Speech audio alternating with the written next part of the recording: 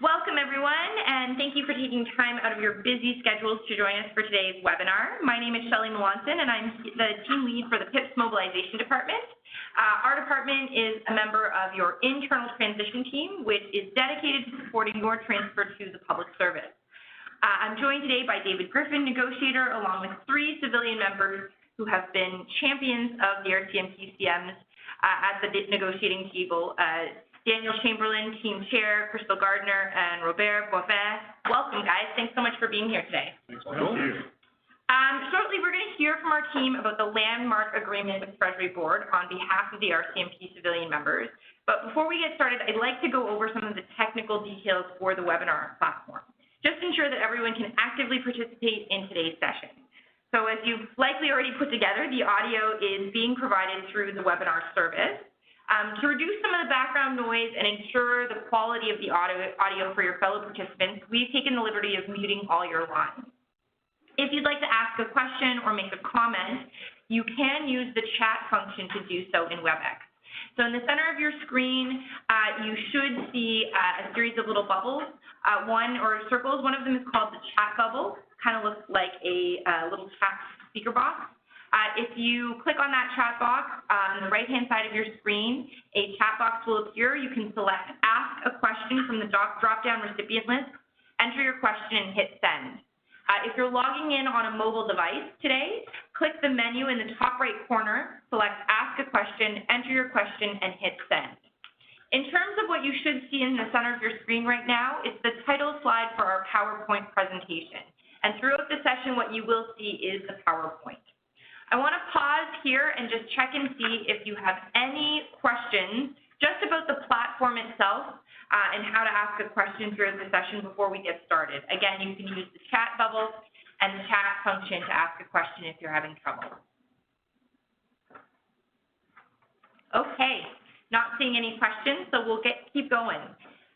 The objective of today's session is to provide you with an overview of the essential details of the Memorandum of Agreement with Treasury Board, and then provide an opportunity to answer any questions or concerns you might have regarding the agreement and the transition process.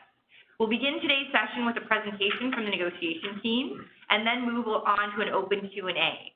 I'd now like to introduce our guest speakers today. David Griffin is the negotiator responsible for the RCMP CM group. David's a former police officer with over 25 years of experience representing police and civilian members of police associations across Canada, as well as nurses in Ontario with the Ontario Nurses Association. Daniel Chamberlain is the chair of the RCMP CM negotiation team. Daniel has worked in several civilian classifications with the RCMP in the Atlantic and the National Capital Region. As a radio communication technologist, and is currently a member of the Electronics Engineer Group. For the past 7 years, Daniel has been managing radio systems renewals all across Canada. We've also got Crystal Gardner, who's a member of the RCMP CM negotiation team as well. Crystal currently works as a reporting scientist in the biology section of the National Forensic Laboratory Services in Edmonton. Crystal started her CM career as a reporting scientist in Regina and was relocated to Edmonton Lab in 2014. She'll talk to you more about that later in our presentation. And then we've got Robert Boivin. He is also a member of the negotiation team. He joined the RCMPC division in 1999 as a public servant. He's held various positions such as fleet management and within the Special I service. Special I service. I keep messing that up, so sorry, Robert. He converted to civilian member status in 2008. He worked as a land administrator in C division until 2016. He also served as a sub-rep for the SSR program from 2014 until the end of the program in 2017.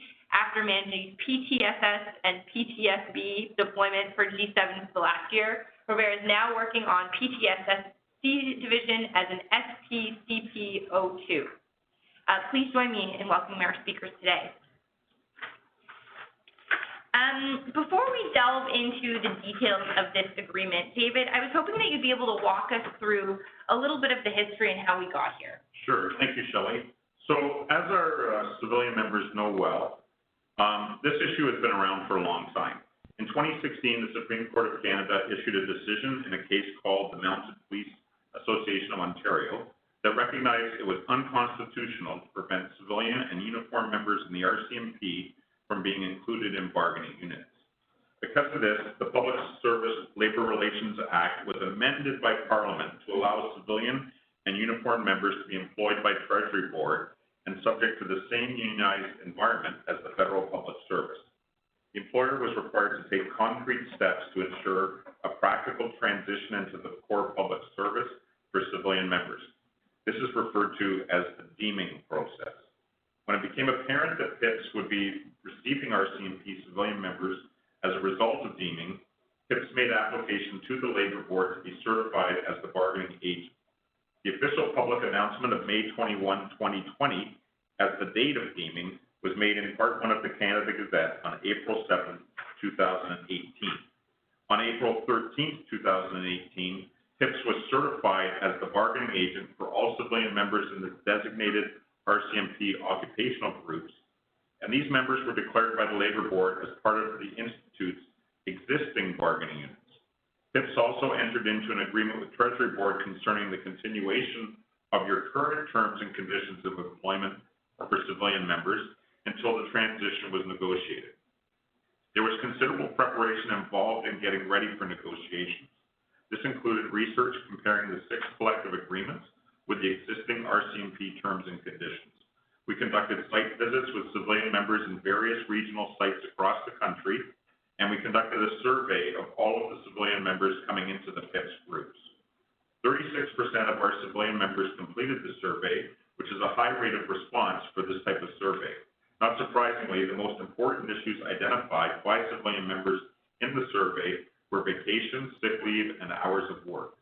We canvassed the membership for members to join the negotiation team, and we also held a 2-day negotiations conference for civilian members last November.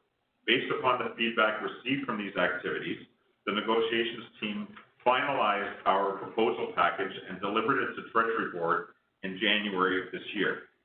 Through the process of negotiation, we sought to maintain the existing terms and conditions for 1,370 civilian members when they transition into the 6 PIPS core group collective agreements. These discussions took place at one central table with a negotiation team representing the Institute, opposite a team representing Treasury Board, and supported by RCMP management. Treasury Board sought to align the terms and conditions of civilian members with the existing collective agreements, and were opposed to any changes that would maintain unique terms for civilian members after deeming. The employer frequently cited Phoenix as a reason that they could not create unique conditions for civilian members under the collective agreements. After 9 full days of negotiations, spanning 3 sets of dates, the parties jointly requested the appointment of a mediator on May the 9th, 2019. We had reached an impasse on the issues most important to our members, which were vacation, sick leave, hours of work, and compensation. David, for those on the line who are maybe a little bit less familiar with the process, can you sort of explain the difference between mediation and negotiations and how they differ? Yes, certainly. So mediation is similar to negotiations, but involves an experienced and impartial third party, which is the mediator, facilitating communication between the 2 disputing parties. For disputes in our sector, the mediator is appointed by the Federal Public Sector Labor Relations and Employment Board, and the mediator is considered a neutral. The mediator provides assistance to the parties to help them reach a mutually acceptable outcome. The mediator does not have the authority to decide the dispute, solve issues, or advocate for either party. Success in mediation would be a negotiated resolution agreed to by both parties, which would be Treasury Board and the Institute. The stakes were high, however, because if mediation were to fail, there would be no agreement, and in this worst-case scenario, civilian members would simply be subject to the terms and conditions of the collective agreements upon deeming. Well, fortunately, the negotiation team was successful in reaching an agreement and avoiding that worst-case scenario. That's fantastic. That's correct. So through the efforts of the negotiation team, with support from PIPS President Debbie Davio and the PIPS staff team, we were able to reach an agreement that the team concluded was the best possible outcome under the circumstances at this time. The RCMP-CM Memorandum of Agreement, or RCMP-CM MOA, is the first such agreement reached by unions representing civilian members. Since PIPS signed this agreement, the Canadian Association of Professional Employees, CAPE, has signed the same agreement on behalf of their members. The agreement signed by PIPS forms part of the group settlements for ratification by PIPS membership. If a PIPS group does not sign the new collective agreement before deeming, we have made provision for the MOA to become part of the existing collective agreements so that all of our civilian members will be protected upon deeming. Your terms and conditions will also continue until deeming, and you will continue to be pay matched and receive all wage increases negotiated under the collective agreements until deeming. We have also negotiated a parity clause, more commonly known as a Me Too clause, which would protect our civilian members in the event another union obtains a more generous transition measure than what we have negotiated. The agreement cannot be amended without the written agreement of the Institute, and in the event that deeming is delayed, the agreement will be deferred. It does not have to be renegotiated. Thanks, David, for setting that important context. Now we're going to get into the actual terms of the agreement that's been negotiated.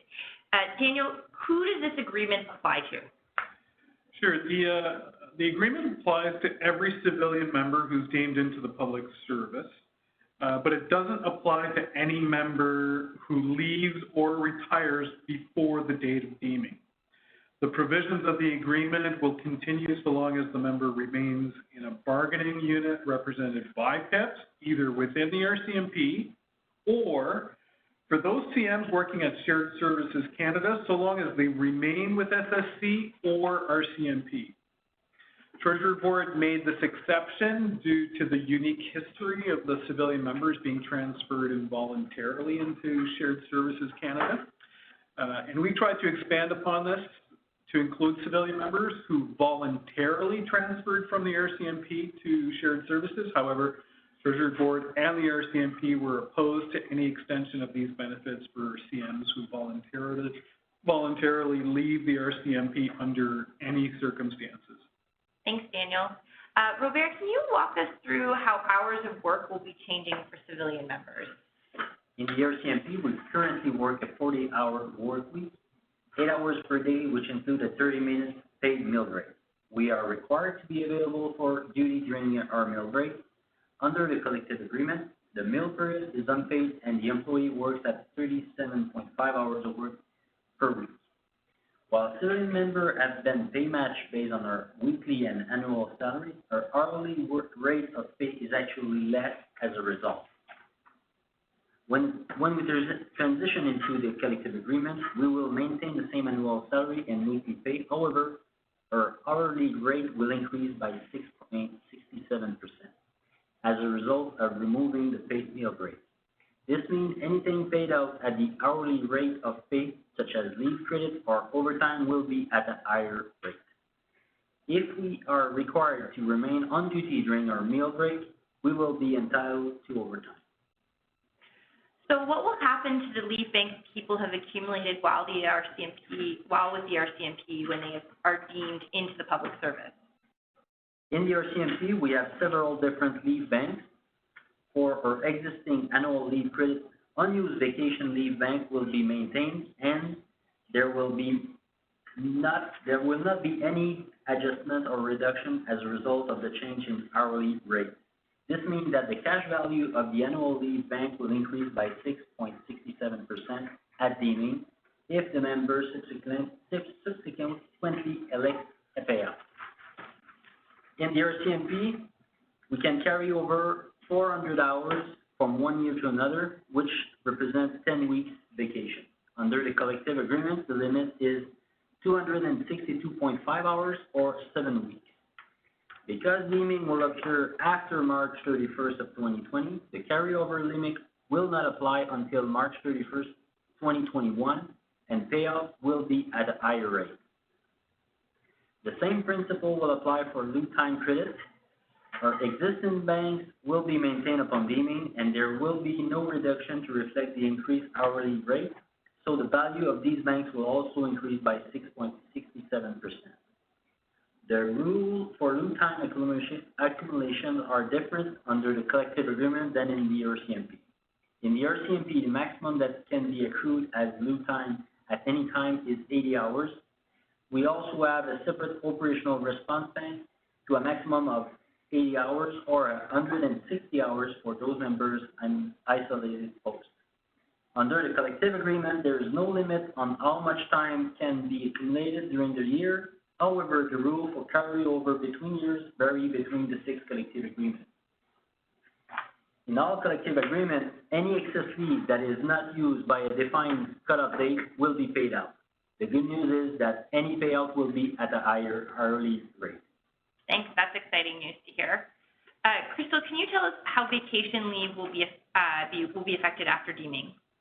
Yes, as you know, vacation was identified as a high priority by civilian members in the survey, and it was a high priority for our team as well. Civilian members in the RCMP accrue vacation at a superior rate to the collective agreement. Deeming was originally scheduled to take place in April of 2018, before it was postponed to the current date of May 21st, 2020. Had deeming proceeded in April 2018 as originally planned, I would have been only 9 days shy of my next increase under the RCMP vacation leave system. I was very concerned that I would not reach the next step and would have to wait an extra 8 years to gain another week of annual leave. It was really important to all of us on the team that we do whatever we could to prevent other members from being in the same position or to mitigate this the best we could. The agreement addresses the transition of vacation leave in several ways. First, whatever your current level of entitlement is immediately before deeming will be protected and maintained when you enter the public service. For example, if you currently have 4 weeks vacation, that 4 weeks will be maintained after deeming, even if you don't qualify for 4 weeks under the collective agreement. Second, you will retain that rate until you reach the next level under the collective agreement that is equal to or greater than your existing pre-deeming entitlement. Third, upon deeming, each civilian member will receive a one-time vacation entitlement of 5 days. This is normally provided to an employee at their 2nd anniversary of service within the public service, but will be granted to CMs upon deeming in accordance with the collective agreement. Fourth, each civilian member will be credited an additional vacation leave adjustment of 40 hours upon deeming. The Institute had sought through negotiations and mediation to obtain compensation for civilian members for the loss of status and the loss of benefits. However, the Treasury Board was rigidly opposed to any form of monetary compensation. On the final day of negotiations, the last item that was agreed to was the 40-hour vacation credit adjustment. With the combination of the one-time vacation leave of 5 days, the 40-hour vacation credit, and the 2 personal leave days that are available annually under the collective agreement, 85% of civilian members will realize an increase in paid leave over the course of an average 30-year career. Thanks so much, Crystal, for clarifying that. Daniel, can you explain the sick leave provisions for us? Yep, sure. The sick leave was another very challenging issue.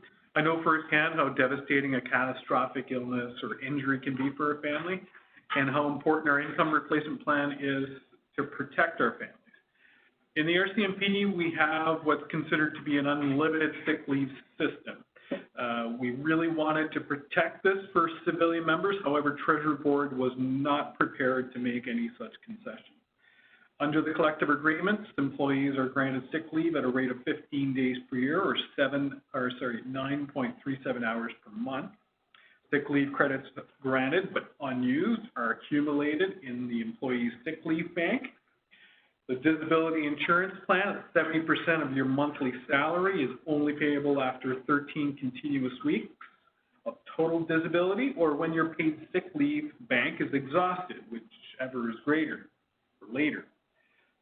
Under the existing Treasury Board policy, public service employees transferring into the collective agreements from an employer who did not have a sick leave bank are granted 5 days for each year of previous service. Now, PIPS retained an actuary to assist our team in examining the shortfalls with this approach to sick leave and the income replacement shortfalls to members transferring from a current sick leave system. We also examined the employer's data with respect to sick leave usage within the RCMP, which was significantly less than the average usage in the core public service. Then we identified two goals. The first was to ensure that every member, regardless of their service, would at least have enough sick leave to cover the 13-week waiting period. And the second goal was to ensure that the amount of sick leave credited was no less than what the average civilian member would have earned in their bank had they been subject to a bank throughout their career based on the average sick leave utilization rates. The agreement provides civilian members, upon deeming, with a sick leave bank that is the greater of 13 weeks or 10 days per year of service, calculated at the rate of 6.25 hours for each completed month of service. Thanks so much, Daniel. Now, I also understand that the agreement protects the existing RCMP funeral and burial entitlements. Robert, can you explain what this entails? Yes, Shelley, thank you. As civilian members of the RCMP, there are benefits available to defray the cost of funeral expenses for families of deceased civilian members, members who are killed in the line of duty, or upon death of a member retired to a pension. This also includes burial in RCMP designated cemeteries. This can represent a significant cost saving for the family of a member or retired member. Under the agreement, the employer has agreed to maintain these benefits and entitlements for former civilian members upon retirement. These entitlements will continue until death. That's wonderful. Thank you so much, Robert. Crystal, can you tell us a little bit about the protection of retirement relocation benefits? Yeah, this is another issue that can represent a significant cost for civilian members who have relocated during their careers. I am one of 247 civilian members in PIPS who are eligible for retirement relocation, and the costs of moving are significant. When they closed the lab in Regina, I had two choices: find another job or move my family to Edmonton to keep my position with the RCMP. Two important factors for me and my family in choosing to stay with the RCMP was having the cost of my relocation paid for by the RCMP and the promise they made to me that I'd be able to relocate back to my family home upon retirement at their cost. Fortunately, the agreement retains the retirement relocation benefit for those who are eligible due to a relocation that occurred prior to deeming. Thank you. I'm sure that must be a relief for you and your family. Crystal, were there any other items resolved in negotiations? Yes, there were several issues that were addressed in negotiations that have resulted in a commitment letter from the RCMP. The RCMP has provided PIPS with a letter confirming several items. In the RCMP, we have some members who start work at 6 a.m. However, for some collective agreements, this would be outside of the normal hours of work. The RCMP has agreed to continue 6 a.m. start times where operational requirements permit. Civilian members currently have access to a maximum of 60 minutes of personal fitness time weekly. The RCMP has also agreed to allow this to continue where operational requirements permit. There are also two situations under the RCMP terms and conditions which are recognized for leave with pay, which are not specifically recognized under the collective agreement. These are to assist in relocating a widowed parent or an orphan sibling and to visit a person who is certified as being critically ill. The letter recognizes these situations as when a member may request leave with pay under the collective agreement. The letter also addresses operational readiness. We had considerable discussion about this issue at the negotiation table. After deeming, the standby provisions of the collective agreement will apply. However, if the RCMP requires a member to remain on a work site after hours, whether it's their work location or a temporary location, those situations will be treated as overtime. Thanks so much, Crystal. Before we move on to the questions from members, just wondering if there are any other issues the team would like to address. Yes, thank you, Shelley. We would like to speak briefly to the issue of overtime. In the RCMP, members working overtime on a rest day are compensated at double time. The language in the collective agreement varies by group, but as a general rule, overtime work on the first day of rest is paid at time and 1/2. This is something we advocated to maintain after deeming, the double time. However, Treasury Board and the RCMP did not want to maintain a superior provision in the collective agreement that could be pointed to as a precedent. They were determined to maintain consistency between the public servants and incoming civilian members, and they also argued Phoenix was a barrier to maintaining a separate pay category. While we don't agree with their position, it was clear that we would not get a deal if we held firm on our position with respect to overtime. Our analysis did indicate that the impact of members working overtime at time and one half, as compared to double time, would be mitigated by the increase in the hourly rate. Nevertheless, there is a loss, and this is something we pointed to in support of our demands for compensation. Thank you so much, and thank you to the other presenters for that detailed overview. We're now going to go to our first question, and our first question comes from Corey. Will the agreement apply if we leave before May 2020? The simple answer to that is no. This only applies to members who are deemed to be public servants on the date of deeming and change status from civilian members to public servants. I would like to point out that I know in the past there were members that were planning to retire immediately before the date of deeming because of concerns of what would happen to their benefits. I would encourage members to look at their individual situations through the lens of this agreement now to see for things such as your leave banks and the other benefits that you would pick up on the date of deeming. It may be advantageous in some situations for those members to consider delaying their retirement past deeming. So again, that's an individual decision, but it may be worth a second look. Thanks so much, David. Our next question comes to us from Chris. Chris is saying, why was the vacation adjustment of 1 week the same for all members, even though members with less years of service are most impacted? I will have 4 years of service at deeming, and I will be receiving the same adjustment as members who have already reached their 6 weeks of annual leave. Couldn't they have different adjustments based on years of service? So I appreciate that question, and I appreciate the perspective that Chris brings to this. We went into the process seeking to obtain compensation for every civilian member to offset the loss of status within the RCMP and their potential loss of benefits. While some members, such as Chris, may stand to lose vacation over what they would have received under the existing structure, there may be other impacts that affect other members differently. These include sick leave, overtime, life insurance, operational readiness, to name but a few. And in the example of sick leave, the more junior members actually are going to pick up a larger benefit than the more senior members. So any members with less than 6 years service are guaranteed a minimum of 13 weeks of sick leave, whereas for the rest of the members, it's 10 days per year of service. So there are some give and takes here, but from the outset, Treasury Board and the RCMP were resistant to any form of compensation whatsoever.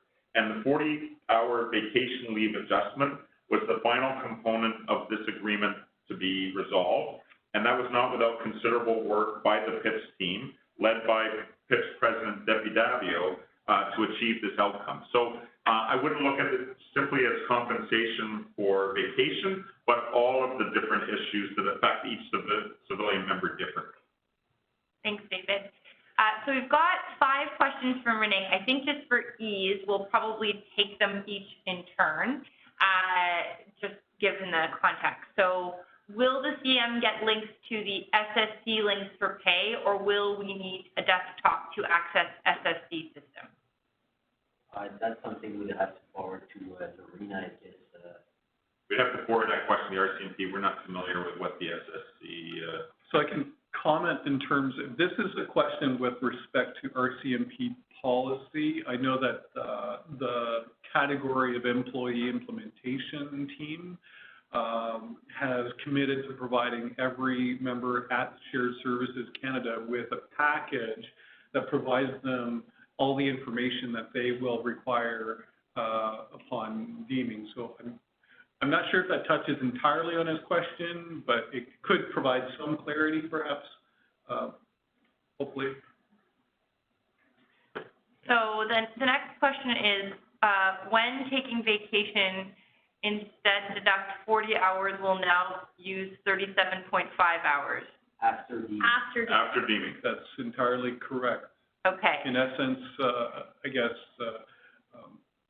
turning into a 6.67% increase in the amount of hours that you currently have in your existing bank at the time of deeming. What amount of hours will I get for 28 years of service upon deeming? Presently, I get 240 hours of vacation leave. After deeming, you would still get 6 weeks, but because it's 7.5 hours a day instead of 8, you would be fronted 225 hours of vacation. That equals the same amount of. Which is The still same number of 6 weeks, weeks. 6 Yeah. weeks. Are there any penalties for when I do retire? There shouldn't be any change. So if that's in respect to pension, your Group 1 status with the RCMP is being transferred into the Public Service Pension Plan, provided you remain until the date of deeming, but there should be no new penalties as a result of retirement. And then the final question is, would like to know about family leave entitlements. Sorry, go ahead. So this agreement doesn't change anything with respect to family leave entitlements. The family leave entitlements are set out in the collective agreements. There have also been some changes negotiated for several of the groups that have reached a tentative agreement. Those are available on the PIPS website, and would vary depending on which PIPS group you belong to. So we'll just remind folks that if you would like to ask a question, all you have to do is click on the chat box, select the Ask a Question in the recipient list, enter your question, and hit send. If you're having trouble seeing the chat box, if you hover your mouse over the center of your screen, a series of little circles will appear. The one that looks like a speech bubble that you want to click to open up your chat box. Next question comes from Lynn. Does the MOA address the issue of acquired rights for those of us who do not meet the minimum education of qualification standards for our classification? So we don't have the ability to negotiate classification, but it's my understanding that those, I believe from what's been posted on InfoWeb by the RCMP, that the classification standards are grandfathered. So basically continue for the people in those positions. I'm getting some nods from the other members of the negotiating team. I would refer to the COE webpage for that. Yeah, there's a section specifically oriented to discuss the acquired rights moving into the public service. The next question comes to us from David. David says, my position is considered officer level SSLS 04, and I therefore get no compensation for overtime. Will this change after deeming? Yeah, so overtime that you cannot obtain as an officer level position is an RCMP policy, but you will fall into the collective agreement. So best to check the collective agreement for your level, but I believe without having verified it right now, you will qualify for overtime after deeming. And then we've got another question that's going to be coming to us from Kevin. Will PIPS launch a legal challenge against moving CMs to Phoenix as it is proven to be a failed system? So I'm glad that, Kevin, you've asked the question concerning Phoenix, because I did want to touch on that. First of all, I'd like to thank the 600 civilian members who have visited our website and sent a message to the RCMP Commissioner objecting to civilian members entering into Phoenix, and would encourage those who have not yet to please send your message as well. We have received a response from the RCMP that they will be evaluating the Phoenix transition this fall. However, our President, Debbie Davio, is following up with the RCMP Commissioner. We had a meeting of our internal group that is following this issue in the last couple of weeks, and we are planning additional steps in the coming weeks and months to continue to put pressure on the RCMP to keep our members out of the Phoenix pay system. Certainly we share the concern that bringing the civilian members into the pay system is just a disastrous approach. However, with respect to a legal challenge, I will be putting that question forward to our legal folks here at PIPS to look at that. I'm not sure that we have the basis to prevent the employer from changing pay systems, but certainly I will put that question forward to our legal team here. I think certainly internally the discussions that we've had are one that political embarrassment and the kind of just insanity of putting people onto a system that they admittedly, the commissioner admit will be problematic and probably not function, we would hope that that would be what is required. We want to thank all of you for your questions and for taking the time to pose them and for sharing your perspectives. Unfortunately, we've run short on our questions now. And so if you do come across questions as you're reviewing the materials on the website and you'd like more information, you can always send an email to we've got one more. Sorry, I'm just seeing one more question that's coming up. So we'll take one more question. This question comes to us from Lynn. Maybe a little bit here. Thank you. Leave is deposited in our bank on April 1st and is prorated on the year, and a new increment is applicable. My 6-week prorated for June anniversary date should be added to April 1st, 2020. Will I keep my 6 weeks even though my anniversary date is after deeming? We will, Lynn, I believe we have exchanged emails on this, and we are following up on this question with the RCMP. By the strict language of the collective agreement, I don't think the answer is a positive one. However, I do want to look at what the past practice has been here to see if there's any argument we can make to maintain your vacation in those circumstances. So we're going to take one final question and then provide you with some final information for support for your navigating the collective agreement and the deeming process moving forward. I'm getting asked by Treg, just so I'm sure I am in a position where I will have 21 years of service upon deeming, I will still receive the benefit of 6 weeks holidays, I think at 23.5 years compared to 27 years of service with the TS. Is that correct? Unfortunately, no, that's not correct. So what you will continue to have your 5 weeks of vacation. I know Daniel's going to he's looking at the calculations here in terms of when that changes. But I would point out that you will, on deeming, receive the one-time entitlement of 5 days. You will also receive an additional 40-hour lump sum one-time allotment or vacation adjustment.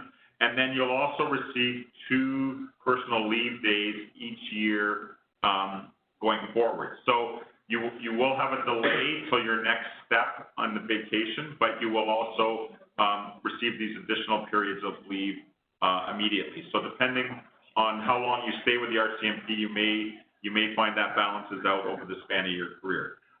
Just on the personal leave days, we do encourage people to make sure you use your personal leave days first every year, so that because they are not cumulative, they cannot be carried over from year to year, and they have no cash value upon retirement or upon discharge. So what we do as a practice is use those days first when we're requesting time off, and then if you aren't able to use all of your vacation, it still has a value and some carryover potential as well.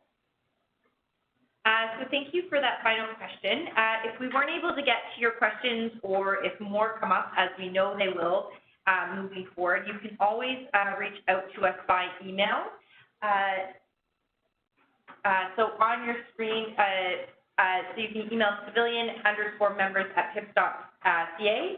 Before we conclude, I would like to bring your attention to the representational services available through PIPS to assist you with any workplace issues you may encounter.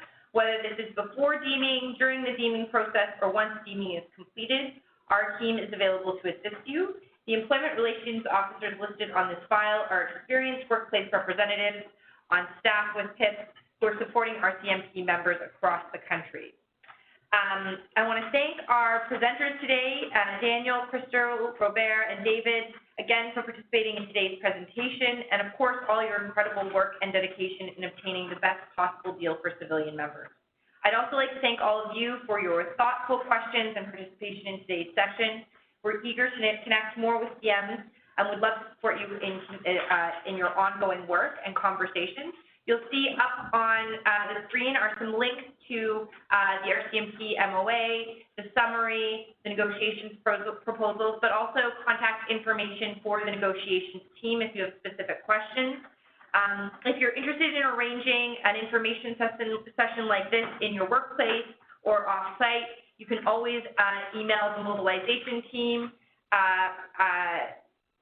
which we'll pop the email addresses in there right now. Thanks again to everyone for participating in today's session. We look forward to connecting with you again soon.